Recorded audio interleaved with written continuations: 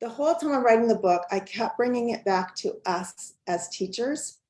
And what I'm seeing right now and what I'm hearing right now with teachers is that the lens is on the students and their ability to be safe and all of that, those things that they need to be successful. When the teachers feel like they don't have the support and the safety, we have to have that lens be on the teacher first.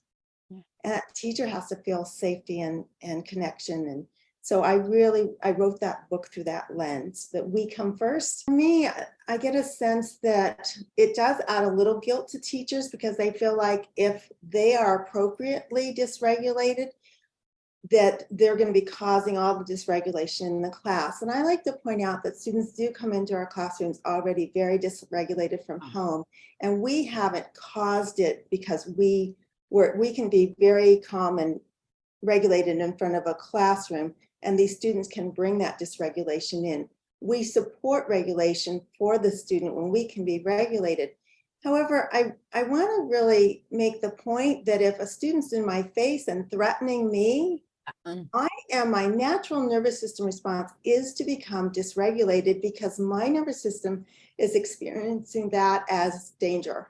Yeah, absolutely, yes. So I think we can't necessarily, I think sometimes in the language we're using for teachers, we're asking them to override that, and they have to still be able to be calm when their nervous system is actually saying, I'm afraid I'm going to get hit. I mean, there are stories online of teachers whose wrists were broken by a student just going like that to them. And so they are sometimes in this place of real danger, and they can't always stay calm and regulated. I think that's our objective and our ultimate goal. However, what I'm seeing is that teachers are handling, when we talk about ruptures and repair, in the mental health field, I actually created this with Leanna Ray, a social worker friend of mine. We created this kind of continuum. And myths and mends are those small little things that happen all through the day in the classroom, and teachers deal with that all day long. But the ruptures and repairs are when somebody's threatening us, or they're throwing the chair, or they're really getting violent.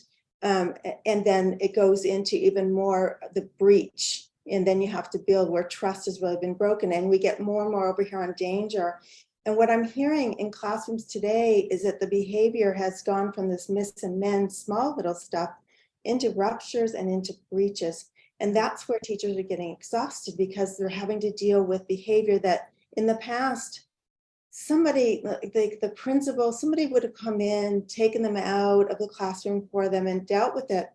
But we're having a bit of a gap, I think, between what we really know with neuroscience, relational neuroscience, and that need for connection, those students' needs for safety, and the reality right now of behavior. And there's a little bit of a glitch between what we know we need to do, but the support we're needing all the way up through parents, school boards, and everybody to embrace this type of approach, and still knowing that we're going to be safe and not have to deal with all of this. Like, it's not realistic for us to pull them out and have a little recap and connect when you've got 30 other students in your classroom. So I'm trying to be the voice of reality, understanding and writing from a point of Polyvagal's really good stuff, and relational neuroscience is really good stuff.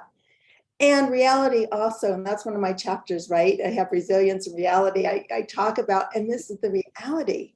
And where do we go from here? Where do we blend these two together?